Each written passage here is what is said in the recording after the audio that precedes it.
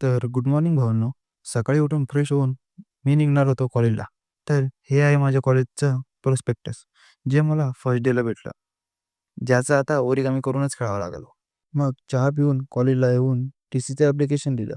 3 वेळेस ॲप्लिकेशन लिहून झाल्यानंतर शेवटी सरांनी साईन दिली.